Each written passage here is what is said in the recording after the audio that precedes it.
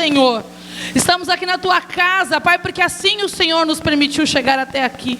Viemos aqui prestar um culto a Ti, Senhor, e aprender mais da Tua palavra. Por isso, Senhor, que a Tua palavra venha cortar, Senhor, em nossos corações, na nossa mente, Pai. Que toda a mente que aqui está esteja cativa a Ti, Senhor, para entender aquilo que o Senhor quer ministrar aos nossos corações, Papai querido. Fala conosco, Senhor, como o Senhor tem feito sempre neste lugar.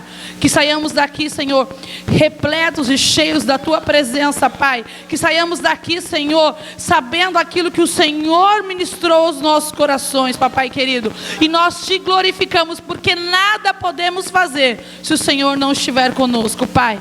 Nada podemos, Pai, sem a Tua presença, Senhor. Por isso nós Te louvamos e Te agradecemos. A Ti toda honra, glória e poder. Amém. Glória a Deus.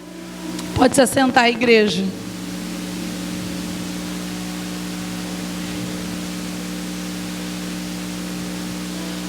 Vou dizer algo para você nessa noite. Não vale dormir, irmãos. A gente apaga a luz, mas não é para você dormir, hein? Para você ouvir a palavra do Senhor.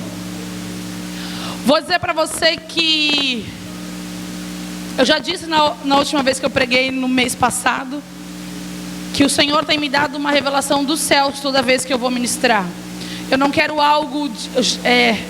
Quando me coloquei diante de Deus, falei para o Senhor que eu não queria algo que eu escutasse dos outros, mas eu queria uma revelação dos céus, que cortasse primeiro em mim, para depois eu pudesse ministrar sobre a vida de vocês. E confesso aos irmãos que esta semana foi difícil. Foi difícil, foi uma luta que eu travei com minha alma, com a minha mente principalmente, com as minhas emoções, para saber o que era a vontade de Deus para essa noite. E ontem eu estava com o pastor, estávamos viajando, descansando, literalmente descansando. E toda vez que ele me perguntava, você já tem a palavra? E eu falava, Senhor, eu falava, amor, tá difícil, a minha mente não fixa nada.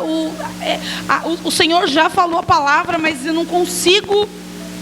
As minhas emoções, o meu cansaço estão impedindo de eu entender aquilo que o Senhor quer que eu ministre sobre a igreja. E eu descansei no Senhor. Falei, já que nós viemos para descansar, vamos descansar. E hoje pela manhã, hoje pela manhã, eu falei para ele assim, você vai vir dirigindo. Nós fizemos mais ou menos umas 4 horas de viagem, né, pastor? Falei, você vai vir dirigindo, porque eu já tenho a palavra que o Senhor ministrou no meu coração, mas eu vou, esmiuçar ela enquanto estiver dirigindo. Enquanto você estiver dirigindo, vindo para cá. E nada, irmãos. Oh, Jesus, falei, Senhor, me ajuda, Deus. Eu sei que a minha mente está cansada, mas o Senhor é aquele que tudo pode. E quando eu cheguei em casa, eu fui para o meu quarto. E aí o Senhor começou a falar. E é isso que eu quero trazer para você nesta noite, amém? Não é no meu tempo, não é do jeito que eu quero. É no tempo dele, é do jeito dele, é na vontade dele, amém? A palavra que nós lemos aqui fala sobre a soberana vocação. Pastora, o que é soberana vocação? Vocação é um chamado. Vocação é uma escolha, não é uma escolha. Vocação é uma resposta. Como assim, pastora? A vocação é o teu chamado, o chamado que Deus tem para a tua vida. Não é aquilo que você deseja, mas é aquilo que o Senhor, Deus, deseja sobre a sua vida. O teu chamado não é você que escolhe. O teu chamado é uma resposta de Deus para a sua vida. E quando nós falamos assim, soberana vocação, porque é o chamado do Deus Todo-Poderoso. Soberano, o principal, o poderoso, Deus, aquele que tem o dom da vida, aquele que está sobre todas as coisas. Então entenda, o chamado não é seu, não foi você que escolheu. O teu chamado é uma resposta de Deus para a sua vida. Amém? Quando nós lemos lá no versículo 12, que diz assim, não que já tenha alcançado ou que já seja perfeito, nós estamos falando aqui, Paulo está falando. Paulo, o apóstolo Paulo, que está preso, está no presídio. Ele começa a relatar isso ao livro, aos comunidades de Filipos. Por isso que aqui o livro é de Filipenses. E o Paulo, ele estava lutando contra os desejos da carne dele diariamente. Por isso que ele diz assim: não que eu já tenha alcançado. Ainda que eu e você, quando a gente lê as epístolas, as cartas aqui de Paulo, a gente pensa assim: Paulo sabia qual era o chamado dele. Paulo tinha convicção do chamado dele. Mas Paulo diz aqui que ele lutava diariamente. Ainda que eu não tenha alcançado, ainda que eu já tenha alcançado, que eu já seja perfeito, ele luta diariamente contra aquilo que tenta impedir o chamado de Deus para a vida dele. E na minha vida e na sua é a mesma coisa. Não somos diferentes. Ah, pastora, é o apóstolo Paulo, um homem de carne e osso como eu e você, que luta diariamente contra tudo aquilo que vem impedir o que Deus tem para minha e para a sua vida. E aí ele prossegue dizendo assim: mas prossigo para alcançar aquilo para o que fui também preso por Cristo Jesus. Paulo estava preso. Paulo estava preso por pregar o Evangelho. E eu e você lamentamos por tão poucas coisas quando é para fazer a obra de Deus. Cansaço, preguiça, coisas que nós colocamos como empecilhos para fazer a obra de Deus. E Paulo, preso, escreve uma carta ali a Filipos. Obrigada, pastor. Eu estou pingando aqui. Eu sei, você me ama e eu te amo. Obrigada. Paulo estava preso, igreja. Paulo estava preso e estava escrevendo uma carta para encorajar e para que as pessoas da cidade de Filipos continuassem vivendo o Evangelho de Cristo. E eu e você, muitas vezes, por pouca coisa, deixamos de fazer aquilo para qual Deus nos chamou. Porque alguém olhou torto, porque alguém falou algo que eu não gostei, porque eu estou muito cansado, porque eu estou com preguiça. E Paulo estava preso. E se você for estudar a carta, o livro de Filipenses, você vai ver que Paulo falava com alegria, porque ele havia sido preso por estar fazendo aquilo para qual Deus o chamou, pregar o Evangelho. E eu e você nos lamentamos por N coisas. O versículo 13 diz assim: irmãos, quanto a mim, não julgo que o haja alcançado, porque Paulo sabia que havia muito a se fazer ainda. Mesmo ele preso, ele sabia que havia muito a se fazer ainda. E eu e você, muitas vezes, o pouco que fazemos, achamos que já é o suficiente. Porque eu venho todo domingo ensaiar. Tá bom já, pastor? Porque eu limpo a igreja. Eu me acho... Gente, eu não estou... Jéssica, não é contigo não, tá, Jessiquinha? A pastora só está conjecturando. Eu faço pouco para Deus e acho que eu estou fazendo demais. O pouco que eu faço, eu acho que é muito. E aí você olha para a vida de Paulo, como eu disse, que é um homem como eu e você, e ainda vivia num tempo em que era perseguido por pregar o Evangelho. E eu e você hoje temos liberdade para pregar o Evangelho, liberdade para fazer a obra do Senhor, liberdade para cultuar a Deus. E por pequenas coisas nós reclamamos, murmuramos e deixamos de fazer. Será que você pode olhar hoje para a sua vida e enxergar como você tem agido diante do chamado de Deus para a sua vida? Pastora, não sei qual é o meu chamado. E o Senhor tem falado muito esse mês com as mulheres sobre o chamado. Você não sabe? Entra na presença de Deus. Busque em Deus. Porque o chamado não é uma escolha, é uma resposta. Então a resposta vai vir de quem? Se o chamado é uma soberana vocação, a resposta vai vir de Deus. Não é a sua resposta, não é o desejo do teu coração, não é o que você quer, mas é o que Ele tem para a sua vida. E assim era com Paulo. E a palavra continua: mas uma coisa faço, e é que esquecendo-me das coisas que atrás ficam, e avançando para as que estão diante de mim. Quando Paulo diz isso, que uma coisa faço, que é esquecendo-me das coisas que atrás ficam e avançando para as que estão diante de mim, Paulo está ali conjecturando com uma corrida, onde os gregos disputavam corridas. E muitos no percurso se cansavam e paravam. Mas Paulo está dizendo aqui, que ele está avançando. O que ele quer dizer? Que ele não parou. Que ainda que ele esteja cansado, ele continua seguindo para o alvo. Quantos de nós, eu e você, não paramos no meio do caminho porque nos cansamos? Às vezes nos cansamos emocionalmente, e às vezes nos cansamos fisicamente.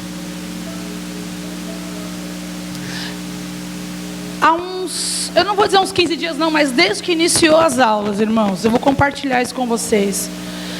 Nesses 4 anos em que eu assumi a direção dessa escola, a qual eu sou diretora hoje, e o meu marido é prova disso, eu nunca estive tão cansada, fisicamente, mentalmente e emocionalmente, quanto eu tenho estado esse ano. Para você, pode ser que o emprego da pastora seja uma maravilha, seja maravilhoso. Não que não seja, é aquilo que o Senhor tem para a minha vida, amém, glória a Deus. Mas não são flores, assim como eu sei que a sua vida também não é tudo flores. E eu tenho me sentido esgotado emocionalmente, porque foi colocado sobre mim um peso, a qual eu tenho que responder por muitas pessoas, que muitas vezes deixam de fazer o que é obrigação delas, e eu tenho que responder por isso. Quem já se sentiu assim? Você tem algo a qual você tem que responder pelo um todo, mas esse todo depende de que pessoas tomem a atitude que elas deveriam tomar e elas não tomam, e você como líder responde por isso. Na igreja não é diferente. Na igreja não é diferente, porque os líderes estão ali e respondem pelo um grupo de irmãos e irmãs que estão debaixo da liderança dele, e ele responde por isso, para que o louvor aconteça. A Aline, como líder, tem que estar em harmonia com os seus liderados, mas para que isso aconteça, ela depende da atitude dos liderados, e nem sempre vão querer fazer aquilo que é a vontade de Deus, e aí as coisas começam a andar para trás. E aí muitas vezes, quando nós não entendemos o que Deus quer para as nossas vidas, quando nós não entendemos o que Deus tem para as nossas vidas, a gente começa a parar porque está cansado. E eu digo para você, eu não sou diferente de você. Só que se eu tivesse, nesses quase 2 meses de início de aula, parado, porque eu estou cansada, fisicamente e emocionalmente, eu teria deixado de fazer muitas coisas a qual o Senhor pediu para eu fazer. Mas, ainda que eu esteja cansada, eu tenho um alvo. Eu tenho um alvo. E eu tenho convicção do chamado que Deus tem para a minha vida. Então não é o cansaço, não é a tristeza, porque a gente se entristece, a gente às vezes quer parar no meio do caminho porque a gente ouve coisas, e aí você começa a pensar, aonde foi que eu errei? Aonde eu estou errando? Mas isso não pode parar, porque o Senhor tem um propósito na minha e na sua vida. Então as atitudes das pessoas não podem impedir aquilo que Deus tem para a sua vida. E eu já disse isso aqui uma vez, somente você é que impede o propósito de Deus na sua vida.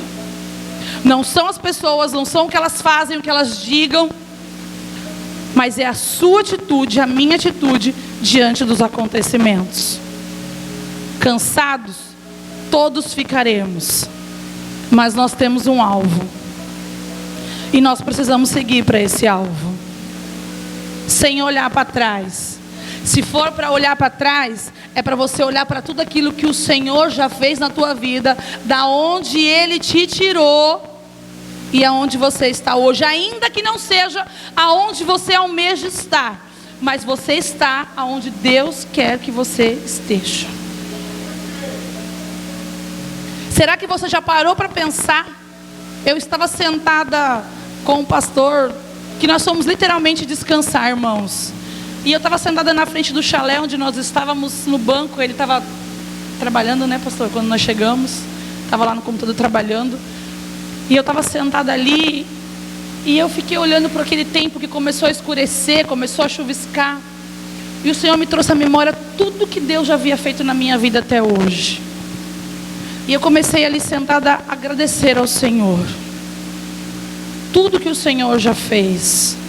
Se eu estou aqui hoje, se eu tenho o que eu tenho hoje, não foi por mim, foi por Ele. Mas porque quando Ele disse para mim, faça, eu fiz. Quando Ele disse para mim, é desse jeito, e ainda que eu tentasse fazer do meu jeitinho, eu reconhecia, tentava fazer, ia fazer, mas eu reconhecia que eu estava errado e falava, Senhor, não é do meu jeito, é do seu jeito. E o Senhor vem abençoando.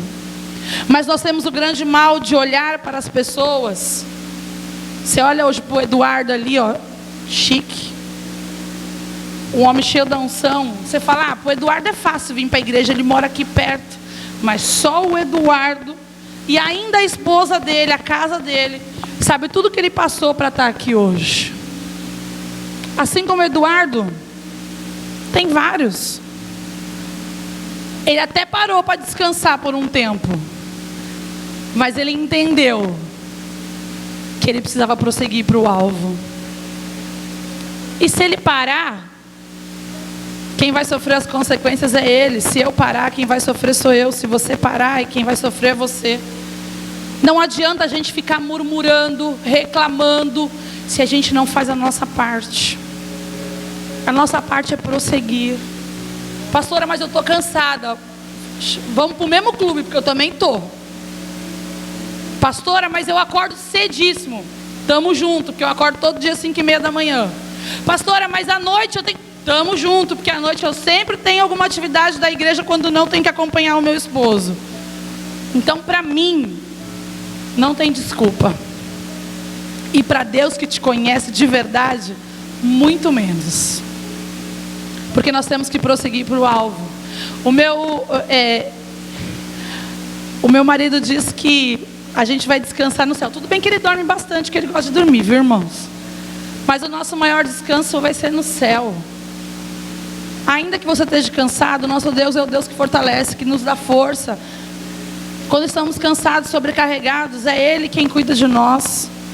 Então o seu cansaço, a sua preguiça, não pode impedir de você alcançar o chamado que Deus tem para a sua vida. Porque muitas vezes, irmãos, muitas vezes eu ajoelhei aqui, ao chegar ao culto, e falar para o Senhor, Senhor, tira de mim toda preguiça. Tira de mim toda preguiça. E os irmãos não sabem, mas eu tenho uma enfermidade, eu creio que tinha em nome de Jesus, que tira todas as minhas forças, irmãos. Me deixa fraca, eu perco vitamina D, eu perco ferro, eu perco vitamina B12, que são as vitaminas que te dão um up, que te dão energia, vamos dizer assim, né, Fá? E a enfermidade que eu tenho, ela diminui tudo isso. E eu preciso estar sempre repondo ferro. Mas isso não pode me impedir. Ainda que eu esteja me arrastando, se Deus mandou, eu vou fazer. Mas não é de qualquer jeito. Porque ainda com todos os obstáculos, com todas as lutas, Paulo estava preso porque pregou o Evangelho e estava ali escrevendo uma carta para encorajar outras pessoas a viver com alegria no Senhor. Você já parou para pensar nisso? Uma pessoa que está presa, perdeu totalmente a sua liberdade, está encorajando outras pessoas a estar alegre em Cristo. O cara estava preso.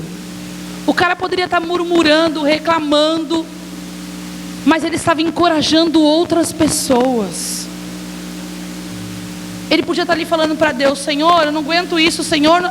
Mas ele estava escrevendo, ele estava aproveitando a situação que Deus havia permitido ele viver em favor da obra de Deus. Você entendeu isso, igreja? Há situações em que Deus vai te permitir viver, que não é para você murmurar, não é para você reclamar, mas é para você usar esta situação em favor da obra de Deus. Porque muitas vezes Deus está pedindo algo de nós e a gente não faz. Aí Deus fala assim: ah é? Peraí que eu vou fazer um movimento aí. E aí você vai ficar numa determinada situação, que aí você vai ter que fazer. E às vezes a gente não entende. Nós não entendemos porque nós não queremos entender. Porque às vezes é muito mais fácil reclamar, chorar, murmurar, do que se levantar e prosseguir para o alvo.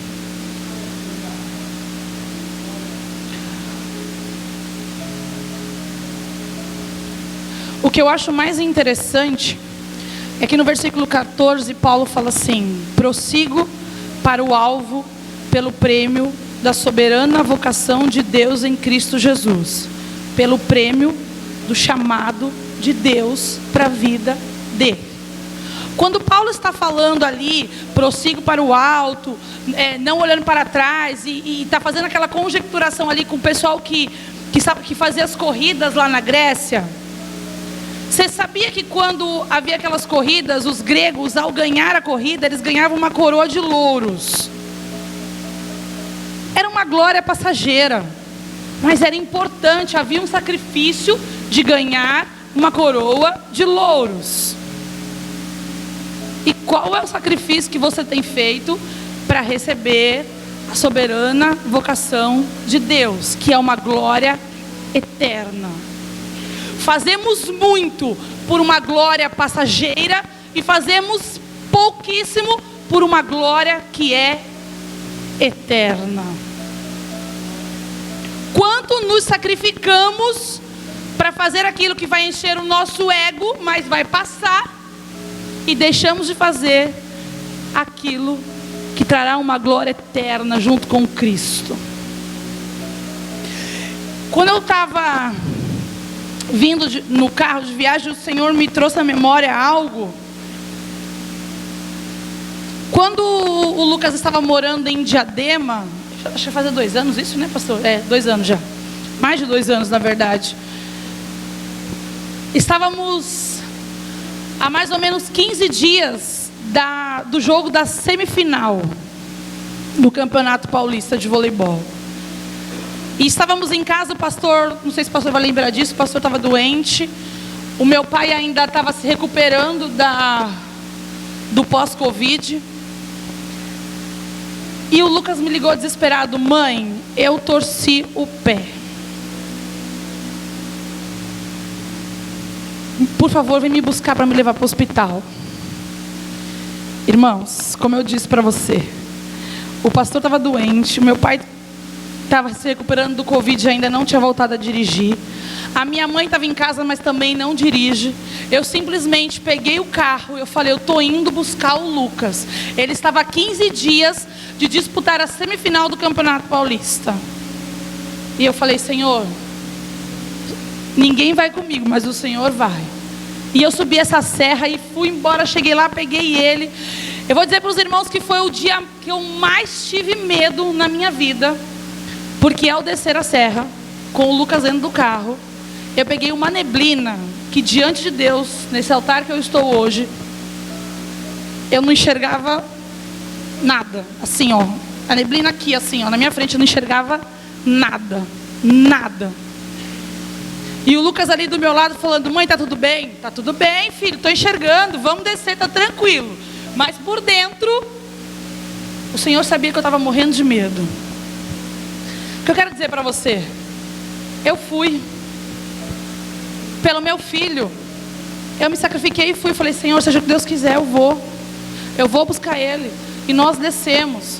E por ele eu entrei no propósito de jejum e de oração. Nós fomos ao hospital, o médico falou, olha, ele vai ter que fazer uma ressonância, ele vai ter que ficar aí mais de 20 dias imobilizado. Aí o médico falou assim, você quer colocar vai colocar gesso ou você tem aquela bota? Eu falei, não, doutor, ele tem bota em casa. Sabe aquela bota que você coloca de espuma assim? Eu falei, não, doutor, ele tem bota em casa e não precisa engessar. Porque naquela hora eu olhei para ele, ele olhou para mim e falou, e agora? Eu falei, o médico saiu da sala e falou, vamos orar. Nós vamos orar. E aí nós saímos daquele hospital e em casa era oração e oração e oração. Você lembra disso, pastor? Era gelo e oração, jejum, gelo e oração.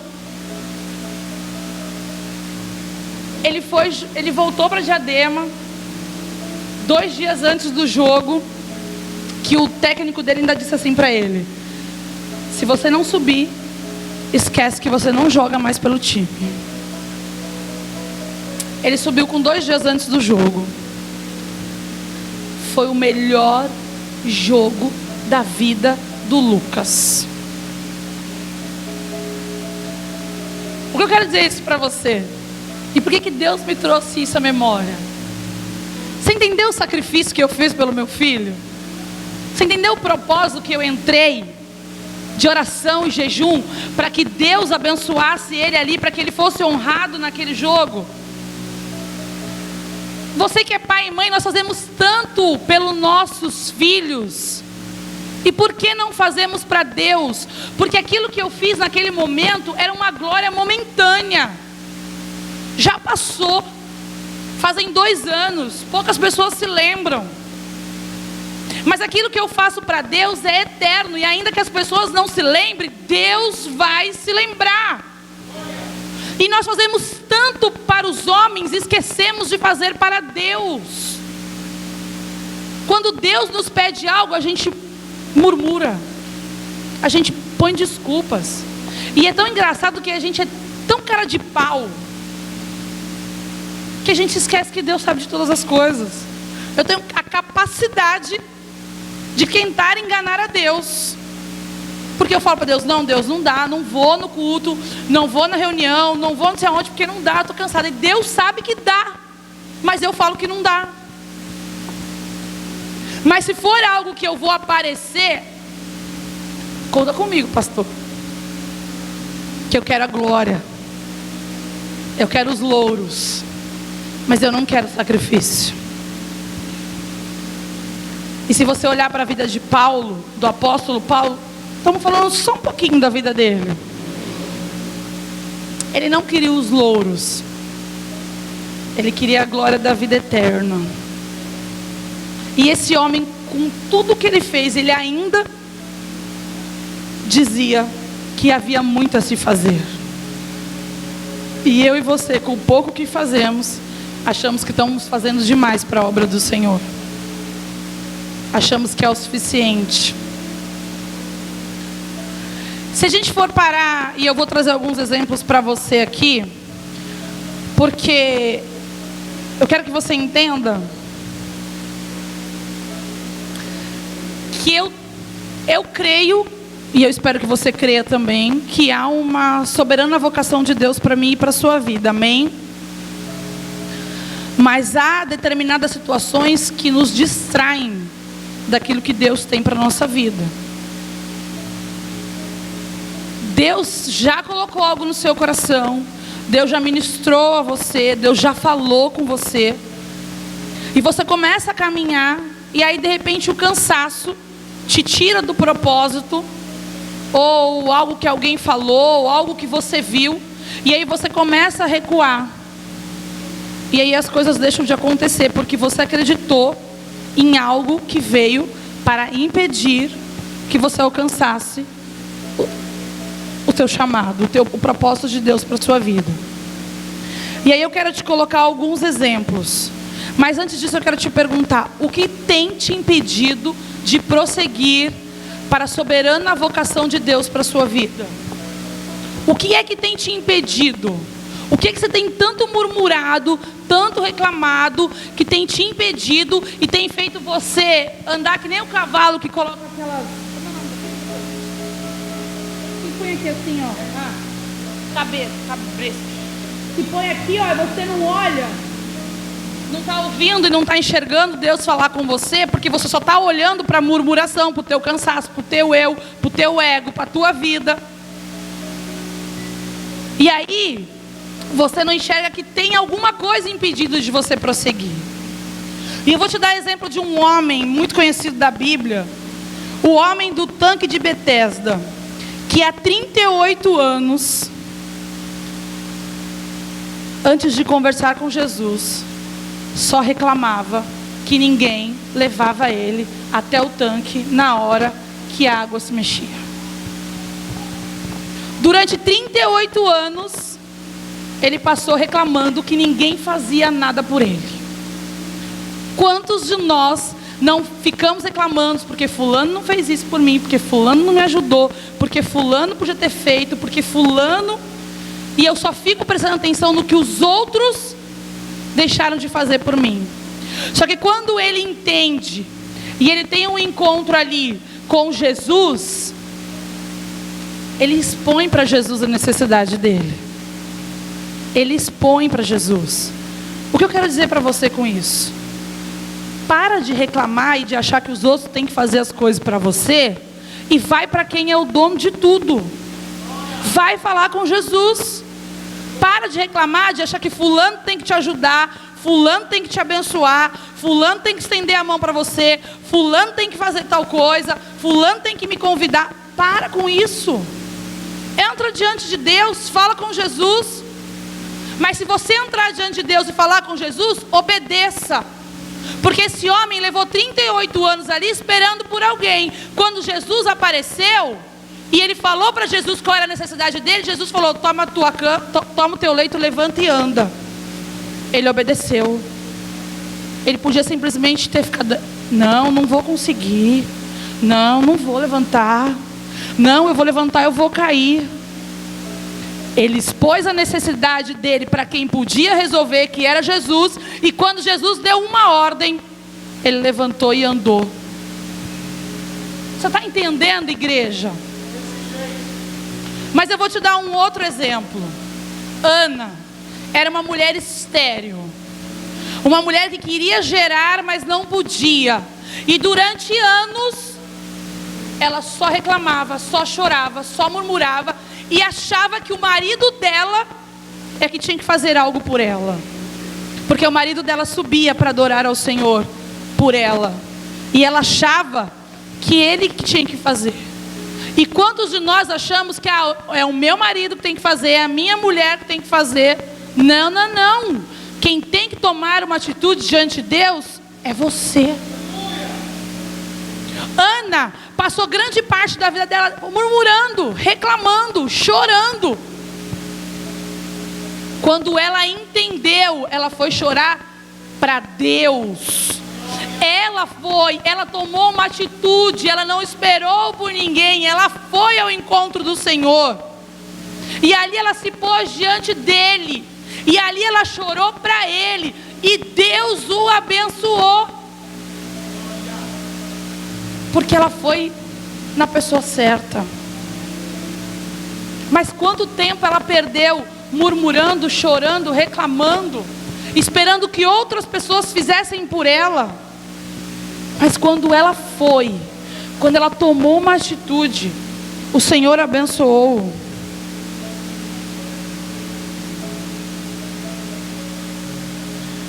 Qual tem sido a minha e a sua atitude?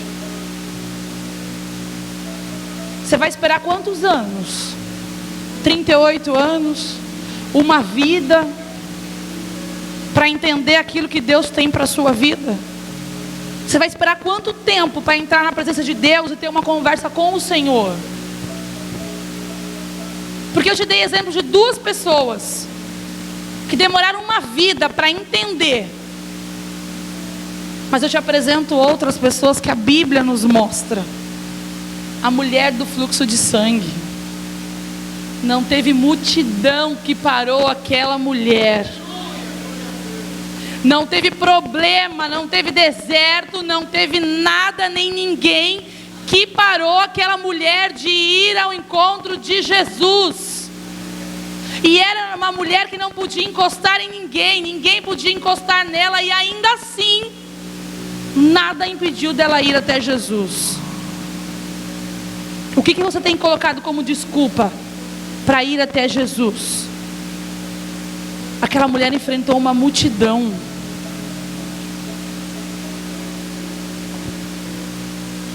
E o cego Bartimeu, que quando viu Jesus clamou, ou quando viu não, quando ouviu, ele não precisou ver Jesus, ele precisou somente ouvir que Jesus estava passando, e ele clamou. E quantos de nós estamos esperando pelo outro para clamar? Irmã, ora por mim, irmão, ora por mim, ó irmã, eu estou passando por isso, me ajuda. Para, vai clamar ao Senhor. O cego Bartimeu ouviu falar de Jesus e clamou por ele: Filho de Davi, tem misericórdia de mim. E Jesus o curou, porque ele tomou uma atitude. Ainda que ele não estivesse vendo, ainda que ele não estivesse enxergando nada, ele ouviu falar de Jesus e ele não perdeu a oportunidade. E eu e você, quantas vezes perdemos a oportunidade de fazer aquilo para o qual Deus nos chamou, porque somos incrédulos? Quantas vezes paramos no meio do caminho? Quantas vezes desistimos daquilo que Deus colocou no nosso coração, daquilo para o qual Deus nos chamou, porque ouviu uma palavra, ou porque não se agradou de algo? Qual é a multidão que você não vai deixar de enfrentar? Será que a multidão é maior do que o Deus a qual você serve? Será que você precisa ver com os seus olhos carnais para crer que Jesus tudo pode fazer na sua vida?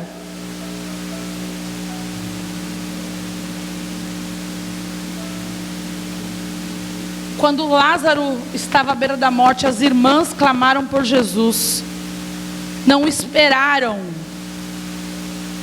Ainda que Jesus tenha chegado quando ele havia morrido já, mas havia um propósito nisso.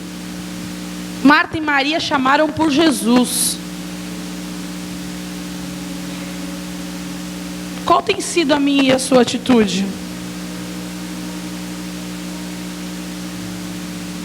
Quando é que você vai se posicionar até tudo começar a mudar na sua vida?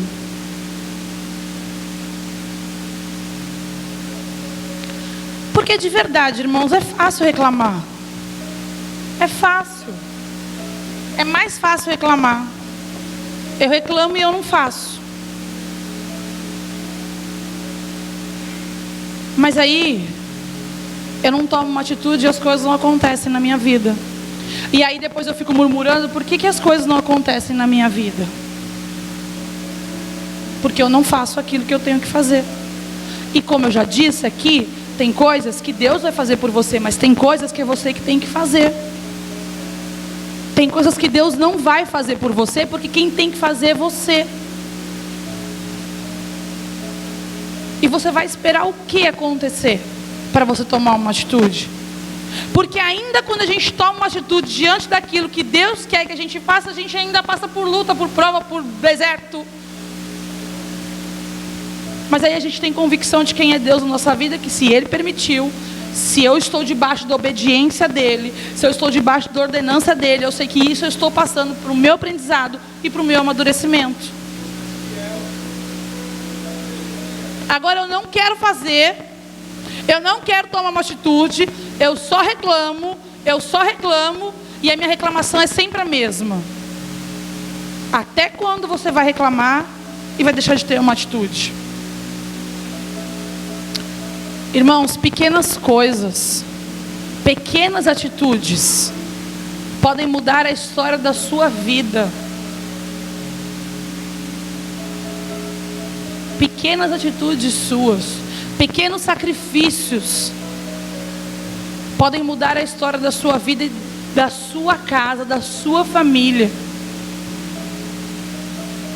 Porque Deus tem um chamado para a sua vida.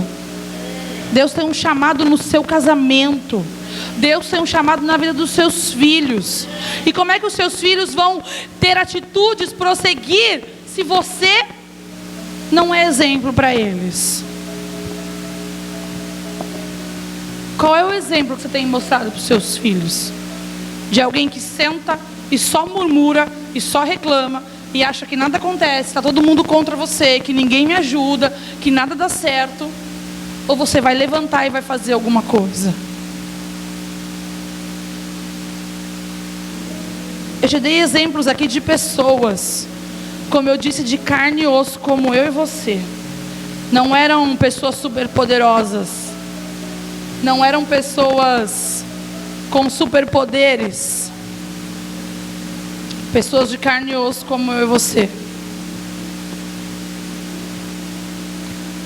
E vou dizer algo mais para você. Eu sei que muitas pessoas, não vou dizer muitas, mas algumas, ainda olham para a minha vida e do pastor. Não vou nem dizer do pastor, porque quem está pregando sou eu. Vou dizer da minha vida e fala: pastora, para a senhora é fácil falar. A senhora tem um bom emprego, a senhora tem uma boa casa. É fácil? Porque você não olhou para trás tudo que eu já plantei.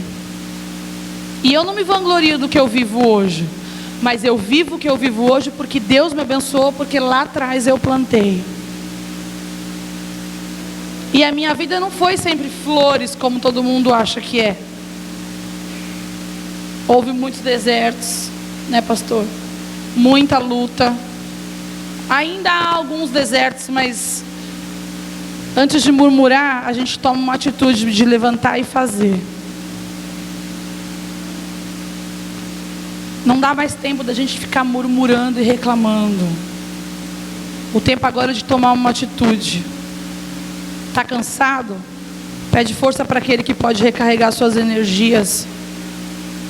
Está com preguiça? Você sabe que é preguiça, levanta e faz. Não deixa essas emoções que entram no teu coração te abater e deixar de você fazer aquilo para qual Deus te chamou. Pastora, não sei. Sinto muito, irmãos, mas não sou eu que vou dizer para você qual é a vocação de Deus para a tua vida. Até para isso você precisa ter uma atitude: buscar em Deus. Não acha que alguém vai chegar aqui, o profeta vai falar: fulano, você vai ser tal coisa, e você acha que você vai ser se você não fizer nada, se você continuar com a sua vida do mesmo jeito. A história não muda se eu não tiver uma atitude de mudança. Eu posso ter nascido num lar todo lascado, de separação, de frustrações, de uma vida financeira arrasada, mas é a minha atitude que vai determinar o meu futuro e não o local da onde eu vim. É a sua atitude que vai determinar quem você é. Não é o local da onde você veio, não é o teu passado, não é o que você fez lá atrás, porque já caiu no mar de esquecimento por Cristo Jesus. Mas é a tua atitude daqui para frente. É o teu posicionamento diante de Deus e da obra dele. É o teu posicionamento como marido dentro de casa. É o teu posicionamento como mulher dentro de casa. É o teu posicionamento como filho dentro de casa. É o teu posicionamento e a tua atitude que vai mudar a história da sua vida e que vai te levar de encontro à vocação de Deus para ti. Então eu te chamo nesta noite a refletir o que é que tem te impedido de tomar uma atitude diante daquilo que Deus tem para a tua vida. O que é que tem te impedido? Quais são as emoções que tem te impedido? As atitudes que você tem tomado que vão contra aquilo que Deus quer que você faça? O que é que tem te impedido de viver os sonhos e propósitos de Deus para a sua vida? Um dia, lá atrás, eu lutei por aquilo que Deus queria para a minha vida, porque não era o que eu queria. Mas hoje eu vivo o que Deus quer que eu viva. Ainda que muitas vezes eu entre na presença dele e fale: Senhor, tem certeza? Mas ele sabe de todas as coisas. Às vezes a gente pergunta porque nós somos homens. Faz parte da nossa natureza. mas ainda assim é a tua vontade, Deus. Amém. Porque confessa aos irmãos, muitas vezes eu já virei para esse homem aqui e falei assim: tu tem certeza que tu quer continuar com essa igreja aberta? Não é verdade, pastor? Muitas vezes, não foi uma nem duas, foram várias vezes. Mas não é a minha vontade, não é a vontade dele, é a vontade de Deus. É aquilo que Ele quer para minha e para a vida do meu esposo. Porque não dá para Deus querer uma coisa para mim que não seja a mesma para Ele, porque nós somos uma só carne. Entenda isso, casais. Entenda isso. Se teu marido já sabe qual é o chamado dele para a vida dele, então vai você, mulher, entrar na presença de Deus, porque não pode ser diferente do chamado do teu marido, porque vocês são uma só carne. Então, se teu marido está fazendo, você está deixando de fazer, alguma coisa está de errado contigo, está faltando atitude. E vice-versa. Se a tua mulher tem um posicionamento diante da obra de Deus, e você não tem, se posicione, homem. Porque vocês são uma só carne. Não dá para sua mulher viver os propósitos de Deus e você não viver. Se posicionem. Tomem uma atitude diante de Deus. Se alegrem no deserto, dentro da prisão, assim como Paulo se alegrou. Está no deserto, está na provação, se alegre, glorifique, incentive outras pessoas. Porque muitas vezes, irmãos, a gente está no deserto e a gente parece, para as pessoas que estão de fora, que servir a Deus é como é que eu vou dizer? É um fardo, pastor. Que é um peso, porque eu estou no deserto e eu estou mostrando para as pessoas que eu estou pesada, que viver para Cristo não é bom. Que Deus é esse que você serve? Porque ainda que eu esteja cansada, ainda que eu esteja sobrecarregada lá na escola, as pessoas têm que ver que eu sirvo a um Deus poderoso, que ainda que não faça a minha vontade do jeito que eu quero, eu vivo a vontade dele. E tem que ser assim aonde você está. Ainda que você esteja passando por deserto, as pessoas têm que dizer: olha lá, Joel caiu de moto. Vocês não estão nem sabendo disso, né, irmãos? Mas o Joel levou um tombaço, né, Joel? Um acidente feio de moto. Tinha que estar em casa descansando. Não é verdade, Jéssica? Mas está aqui.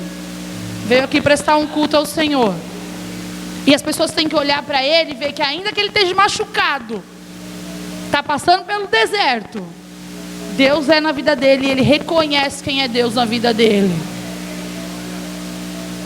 São as nossas atitudes que vão mudar a nossa história. São as nossas atitudes que vão nos fazer alcançar a soberana vocação de Deus para as nossas vidas. Eu quero te convidar a fechar os seus olhos. Não é para dormir não, tá, igreja? Eu quero te convidar a você entrar diante de Deus. Você colocar para Ele, ainda que Ele saiba, diz para Ele que você é murmurento, que você é preguiçoso. Diz para Ele. Fala para Ele qual é a tua necessidade. Mostra para o Senhor, ainda que Ele saiba. Clame ao Senhor, assim como aquele cego clamou: filho de Davi, tem misericórdia de mim. Deus sabia, Jesus sabia qual era a necessidade daquele cego, antes mesmo de chegar ao encontro dele. Mas ele clamou. Ele se apresentou diante de Jesus falando: filho de Davi, tem misericórdia de mim. Fala para Deus que você não consegue. Fala para Deus qual é a tua dificuldade. Fala para Ele. Você está magoado com alguém? Coloca a tua mágoa diante de Deus. Você está chateado com alguma coisa que aconteceu? Coloca diante de Deus. Toma uma atitude diferente. Para de achar que as pessoas são obrigadas a te ajudar. Para Para de achar que as pessoas são obrigadas a te levar até o teu propósito. Obedeça a palavra de Deus. Obedeça aquilo que o Senhor colocou nas tuas mãos. Cumpra, faça. Tome uma atitude. Para de fugir, para de dar desculpa. Ainda que você esteja no deserto, na prisão, deixa Deus fazer. Faz a tua parte, que Deus vai fazer a dele. Mas se você não fizer a tua parte, não tem como Deus fazer a dele. Ainda que Ele seja soberano, poderoso, Ele não vai fazer. Porque tem coisas que cabem a mim e a você fazer. E o que cabe a mim e a você fazer, Deus não vai fazer. E quanto tempo você vai querer continuar vivendo nessa mesma vida? Quanto tempo? Esperando que alguém tome uma atitude por você.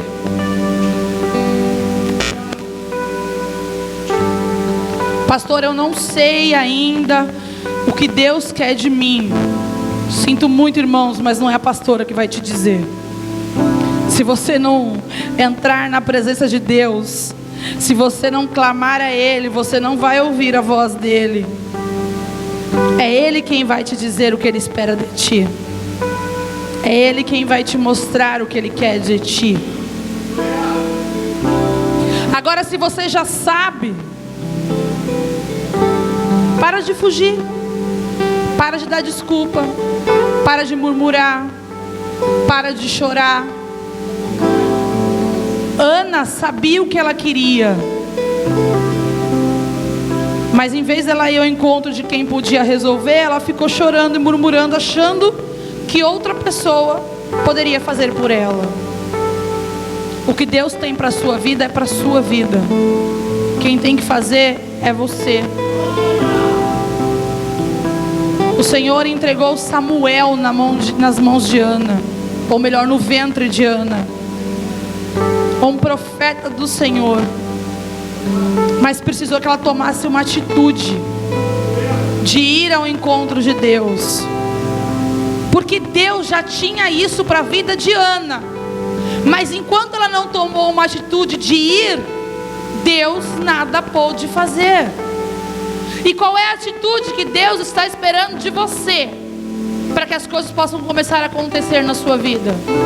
Qual é a atitude que Deus está esperando de ti? E você sabe qual é. Se posicione. Para de reclamar. Para de achar que tudo acontece com você, que só você está cansado, só você está com preguiça, só você está sem dinheiro, só você, só você, só você. Ei, o centro aqui é Jesus, não é você. O alvo aqui é Cristo, não é você.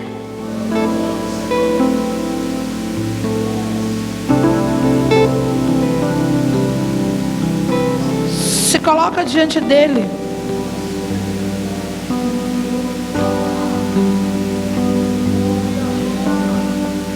Pai amado, santo Deus, de honra, de glória, de poder, a tua palavra foi ministrada sobre este lugar, Senhor, sobre essas vidas que aqui estão. Eu sei que há algo especial de ti, Senhor, para com cada um que aqui está, porque senão eles não estariam aqui na tua casa nesta noite, Pai. Esta palavra não foi para quem não veio, esta palavra é para quem está aqui, Senhor, para quem está ouvindo. Eu peço que o Senhor venha curar as emoções, Pai, de cada uma dessas pessoas que aqui estão. E que se há algo impedindo, Senhor, delas tomarem uma atitude, Pai, que caia por terra em nome de Jesus. Mas sabemos, Senhor, que é uma escolha, Pai. E cada um tem que escolher por si. É uma escolha de tomar uma atitude, Pai.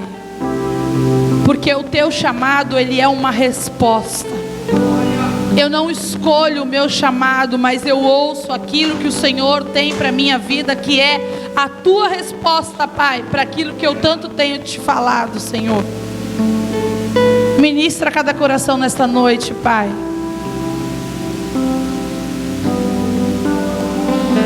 Move, Senhor. Age, Pai. Age onde eu, como pastora, não posso agir, mas o Senhor pode.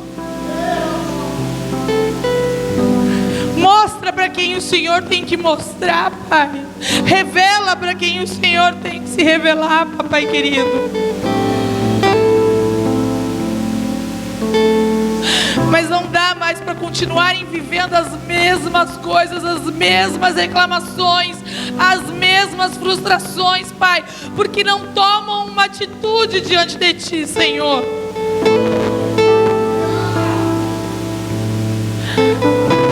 Eu clamo a Ti que nesta noite seja diferente, Pai. Porque eu nada posso fazer, Pai, mas cada um que aqui está pode.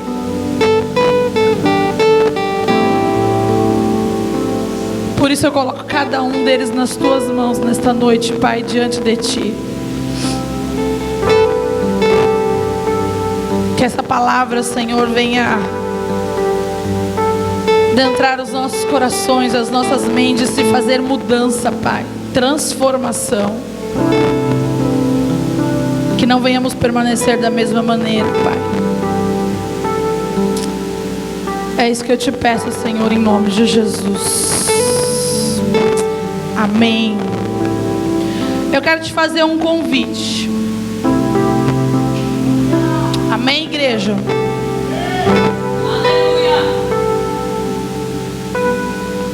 O Senhor está me incomodando a fazer algo que eu fiz aqui no culto de mulheres.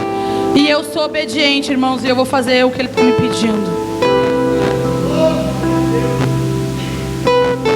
Eu quero te convidar a vir aqui à frente, você que tem convicção do chamado de Deus para a sua vida, mas sabe que as suas atitudes têm te impedido de fazer aquilo que Deus te chamou para fazer.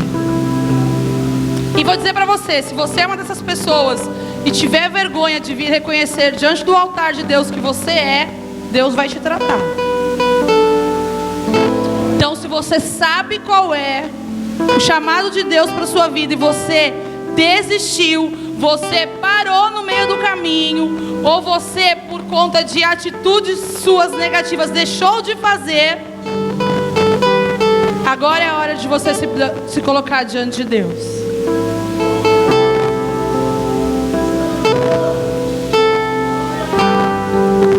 O primeiro passo, a primeira atitude é reconhecer que você nada pode fazer que não seja com a permissão de Deus. A primeira atitude que você tem que tomar é quebrar o seu ego diante do altar do Senhor.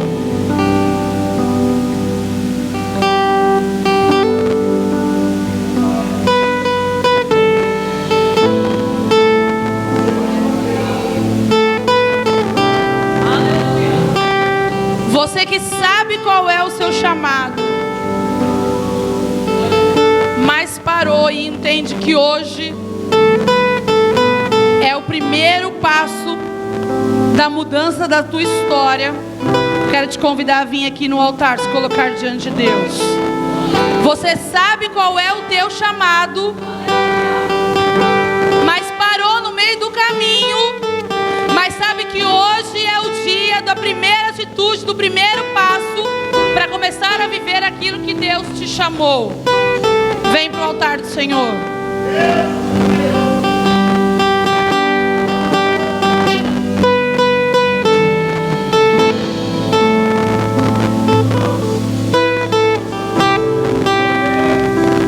Pastora, eu sei qual é o meu chamado, mas eu não consigo prosseguir. Tem alguma coisa que me segura, tem um medo que me impede. Vem para o altar do Senhor, porque aqui tem cura. Se você sabe qual é o teu chamado, mas algo tem te impedido de viver aquilo que Deus preparou para a sua vida, porque você tem medo, ou porque tem algo que está te impedindo, que você não consegue lidar, vem para o altar do Senhor, porque aqui tem cura. Vem que o Senhor está te chamando.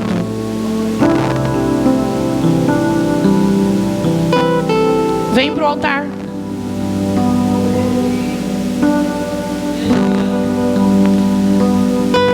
Deus, não sei qual é o meu chamado. Eu estou começando a caminhar, Senhor. Fala comigo, Pai. Mostra-me aquilo para qual o Senhor me chamou.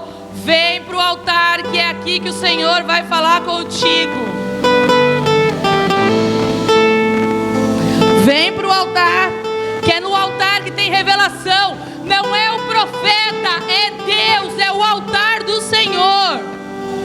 Vem para o altar do Senhor. Pastora, não sei, não entendo, quero começar a entender, quero compreender o chamado de Deus para a minha vida. Vem para o altar. É no altar que a revelação de Deus vem sobre ti.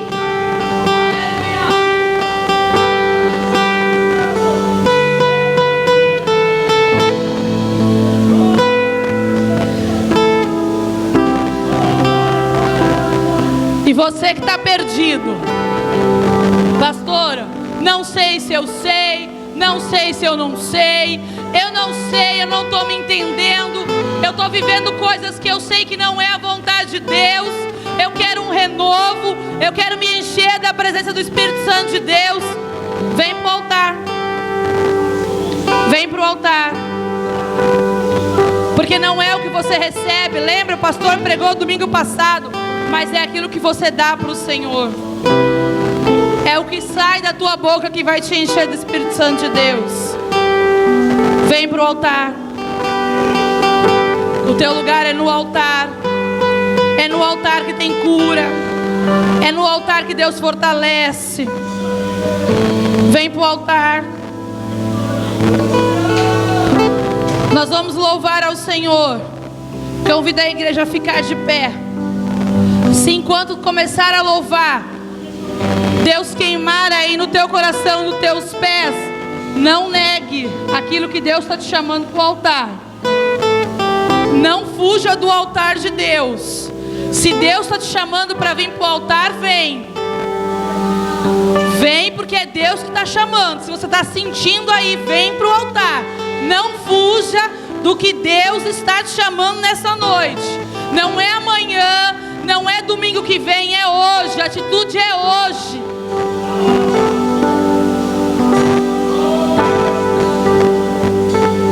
Tentei me esconder, preocupado com o que iriam dizer.